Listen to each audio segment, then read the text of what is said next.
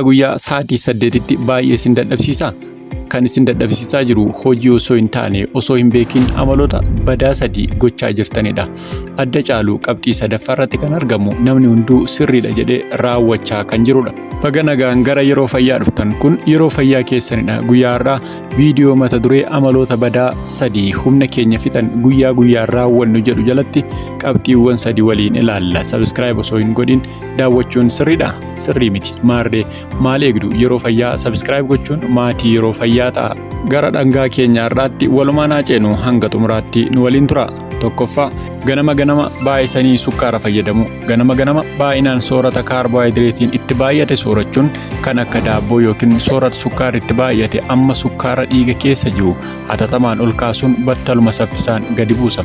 Kanarra ciree pirootiinii fi coomaan badhaadhe soorachuun filatamaadha. Lammaffaa hir'ina bishaanii. Yeroo dadhabbiin isinitti dhaga'amu dheebuu bishaanii osoo hin taane araada bunaa isinitti fakkaata.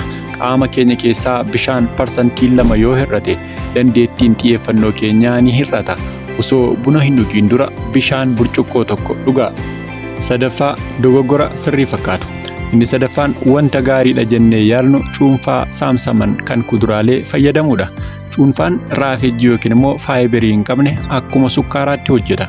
Kana jechuun battaluma amma sukkaara qaama keenya keessa jiru ol kaasuun yeroo muraasa booda immoo gadi buusa. Qaamni keenyas yeroo muraasaaf si'achuun yeroo hammi sukkaara keessaa hir'atu dadhabbiin amman hin jedhamne nutti dhaga'ama.